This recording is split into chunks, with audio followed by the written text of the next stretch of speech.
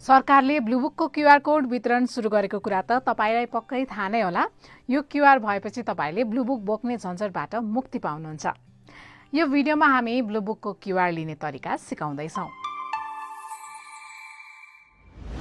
सुरुमै प्रश्न हुनुहोस्, ब्लुबुक क्यूआर को व्यवस्था बागमती प्रदेशमा दर्ता भएका सवारी साधनको लागि मात्रै हो।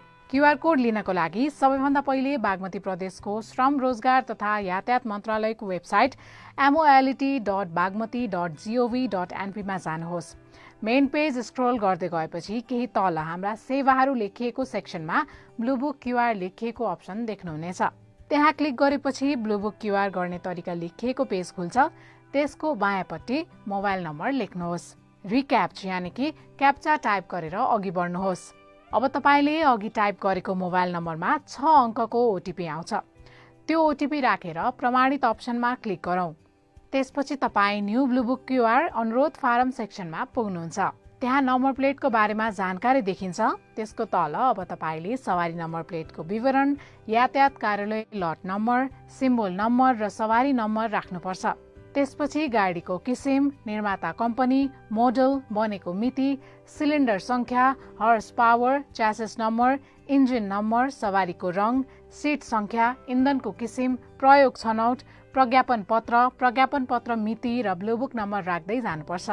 त्यस्तै सवारी दर्ता मिति, नवीकरण म्याद पुग्ने मिति लगायत भर्नुपर्छ। यी सबै विवरण तपाईको ब्लुबुकमै हुन्छन्।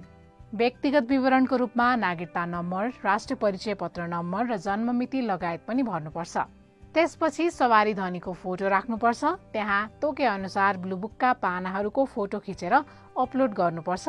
यति गरेपछि तपाईले कार्यालय भिजिटको डेट छान्ने अप्सन देख्नुहुन्छ। आफूलाई अनुकूल हुने डेट तपाईले बुक गर्न सक्नुहुन्छ। डेट बुकिङ गरेर कन्फर्म गरेपछि क्यूआर ब्लुबुकको आवेदन सफलतापूर्वक प्राप्त भएको मेसेज आउँछ। अब ब्लुबुक र परिचय खुल्ने सरकारी कागजात सहित अघि बुकिङ गरेको डेट अनि तपाईले छानेको यातायात कार्यालयमा जानुहोस्। त्यहाँ कर्मचारीले तपाईको विवरण रुजु गर्छन्। रुजु भएपछि तत्कालै तपाईको मोबाइलमा क्यूआर कोडको लिङ्क आउनेछ। लिङ्क क्लिक गरेपछि ब्लुबुकको क्यूआर देखिनेछ। यति भएपछि तपाईले ब्लुबुक नै बोक्नु पर्दैन। अहिले सुरुको चरण भएकाले कार्यक्रममा भिड हुँदैन। अहिले त्यहाँका कर्मचारी सेवाग्राही